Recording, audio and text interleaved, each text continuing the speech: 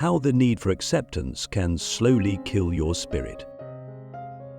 Imagine waking up one day and realizing that every decision you've ever made, every choice, every word, every action, was never truly yours. That your entire life has been shaped not by what you deeply desire, but by what others expect of you.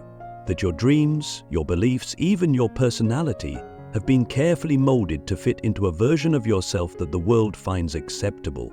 This is the silent tragedy of human existence. We are born free, but from the moment we take our first breath, we are taught one thing above all else: conform, fit in, be liked, do what is expected of you, follow the path that has already been laid out.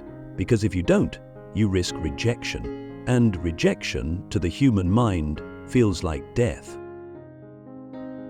But here's the question: at what cost? At what cost does this deep, unconscious need for acceptance come?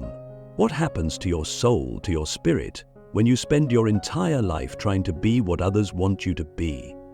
Alan Watts once said that society trains us to be acceptable fakes rather than authentic individuals. From childhood, we are conditioned to seek approval, first from our parents, then from teachers, then from friends, then from employers, then from the faceless crowd that we call society.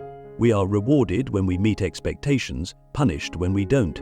And so, slowly, we begin to shape ourselves into something that is not entirely real.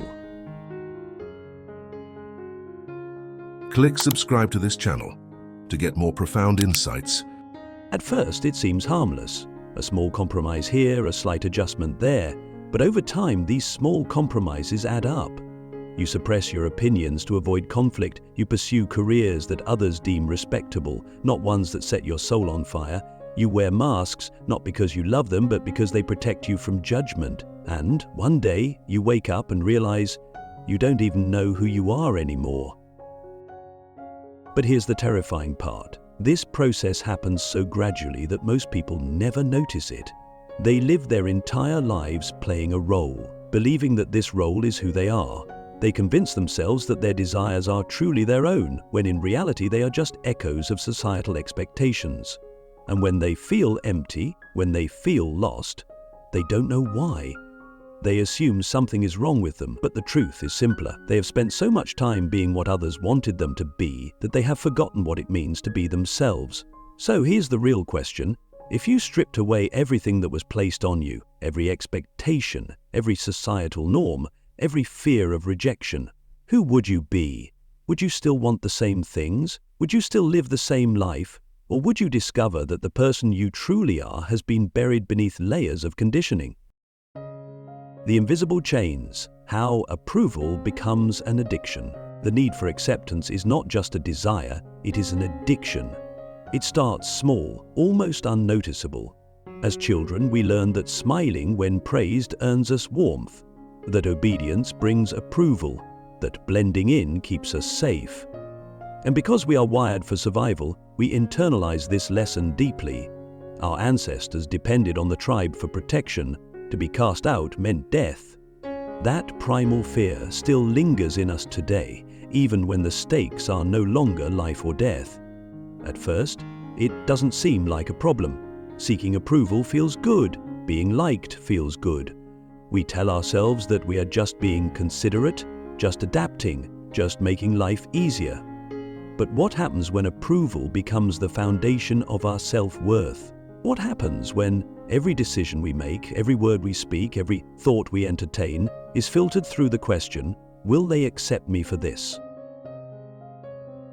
Slowly, without realizing it, we stop living for ourselves. We start modifying our personalities, suppressing our true selves, picking and choosing which parts of us are safe to reveal. We become actors in a play we didn't write, performing for an audience whose approval we desperately crave. And the more we perform, the more we forget that we were ever anything else. Social media has made this addiction even worse. It has taken our primal need for acceptance and turned it into a measurable currency. Likes, comments, shares. Every notification is a tiny hit of dopamine, reinforcing the idea that our worth is tied to how others perceive us. And so, we curate our lives. We present only the most acceptable, most polished, most socially approved versions of ourselves. We post not what we love, but what we think will be loved. We speak not what we believe, but what we think will be applauded. And slowly the line between our real selves and our performative selves begins to blur. But here's the paradox: the more we chase acceptance, the less we feel it, because deep down we know. We know when we are being inauthentic. We know when our laughter is forced, when our words are calculated, when our choices are made out of fear rather than desire. And that knowledge eats away at us. It creates an emptiness, a quiet but persistent unease that whispers, "This is not who you are." And so, the cycle continues. We feel empty, so we seek more approval, believing that if only we were liked enough, validated enough, seen enough, the emptiness would go away. But it never does, because the real problem was never a lack of acceptance from others, it was a lack of acceptance from ourselves. So here's the real question: if no one's approval mattered, if there were no likes, no praise, no validation, who would you be? Would you still dress the same way, speak the same way, live the same way? Or would you finally allow yourself to exist without apology? Breaking free, the cost of authenticity and the courage to be real. The moment you realize that the need for acceptance has controlled your life, something inside you shifts. It's like waking up from a long, deep sleep and realizing that the world you've been living in was never truly yours. You begin to see the invisible chains that have bound you for years, the quiet adjustments, the careful self-censorship, the constant weighing of your words and actions against the imagined judgment of others. And once you see those chains, you can never unsee them. But here's where most people get stuck. They recognize the problem. They see how much of themselves they have sacrificed for approval. They understand that their happiness has been built on a fragile foundation of external validation. And yet, they hesitate. They hesitate because breaking free is terrifying. Here's the truth no one wants to admit. Authenticity comes with a cost.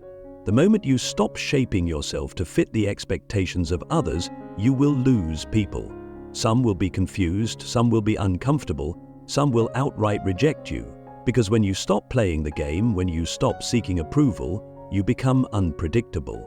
You disrupt the social order that relies on mutual validation, and many people, especially those who are still trapped in their own need for acceptance, won't know how to handle that. This is why so few people ever truly break free. They would rather live a life that is accepted but inauthentic than risk a life that is real but uncertain. They fear the loneliness of choosing themselves over the crowd. They fear the discomfort of standing outside the circle. They fear the silence that comes when they are no longer performing. But what is the alternative? To continue living half a life? To forever suppress your true self, always bending, always adjusting, always seeking permission to exist? Is that really living? Or is it just a slow, quiet death of the spirit? There is a moment in everyone's life when they must make a decision: continue seeking approval and remain trapped, or step into the unknown and reclaim their freedom. This moment is terrifying because it requires something most people spend their entire lives avoiding: discomfort. True freedom does not come from being accepted. It comes from being willing to be rejected and standing firm anyway. But here's the paradox. While authenticity may cost you acceptance from some, it will give you something far greater. You will attract people who resonate with your truth, not with your performance. You will discover relationships built on genuine connection, not on mutual validation. You will experience a new kind of peace, one that doesn't rely on the shifting opinions of others, but on the unshakable foundation of self-acceptance. And here's the most profound realization of all. When you stop seeking approval, you gain something unexpected: respect. Not the shallow kind that comes from being agreeable, but the deep, undeniable respect that comes from being real. Because while most people won't admit it, they admire those who have the courage to be themselves. They envy those who are free. So here's the final question. Are you willing to pay the price of authenticity? Are you willing to let go of the need to be liked in order to truly be alive? Or will you remain in the prison of approval, forever seeking, forever performing, forever wondering what it would have been like if you had dared to be yourself? The liberation of the unapologetic self. living without chains. What happens when you finally let go, when you stop measuring your worth by the approval of others, when you refuse to mold yourself into whatever version of you is easiest for the world to digest? What happens when you decide, once and for all, that your existence does not require permission? At first there is fear, and not just any fear. The kind that grips you deep in your gut. The kind that makes you question everything. You have spent years, maybe even your entire life, shaping yourself to be acceptable, and now you stand at the edge of something unknown, something terrifyingly raw. The fear whispers that you will be alone, that you will be misunderstood, that you will regret abandoning the comfort of fitting in. But then, something incredible happens. You realize that the comfort you thought you had was never real. It was a prison disguised as safety. The approval you sought, the validation you craved, it was a leash, keeping you contained, keeping you small. And now you are free. At first, the world feels unfamiliar. You catch yourself hesitating before you speak, before you act, because for so long your instinct was to filter, to adjust, to mold yourself into something more palatable. But with each passing day, the hesitation fades. You begin to trust yourself again. You begin to hear your own voice, not the one that was conditioned by the expectations of others, but the one that was buried beneath them. And then you feel something you haven't felt in a long time: peace. Not the fragile, fleeting peace that comes from being accepted, but the deep, unshakable peace that comes from knowing that you are finally living as yourself. But here's the most beautiful part. When you live without chains, you give others permission to do the same. Your authenticity becomes a light, a quiet but undeniable invitation for those around you to step into their own truth. Some will resist it, some will reject it, but others will see you and recognize something they have long forgotten in themselves. You will begin to attract people who resonate with your truth, not with your performance. The relationships you build will no longer be based on mutual validation, but on something real, something unbreakable. And for the first time, you will know what it feels like to be truly seen, not for who you pretend to be, but for who you are. But here's the paradox. The moment you stop needing acceptance is the moment you become truly magnetic, because people are drawn to those who are free. There is something undeniably powerful about a person who does not seek permission to exist, who does not bend to fit, who does not fear rejection because they have already accepted themselves. And so, the final question is this: what kind of life do you want to live? One where you are constantly performing, constantly seeking, constantly afraid of falling out of favor, or one where you stand fully in your truth, unshaken, unapologetic, free? Because in the end, the greatest tragedy is not being rejected by others, it is rejecting yourself in order to be accepted by them.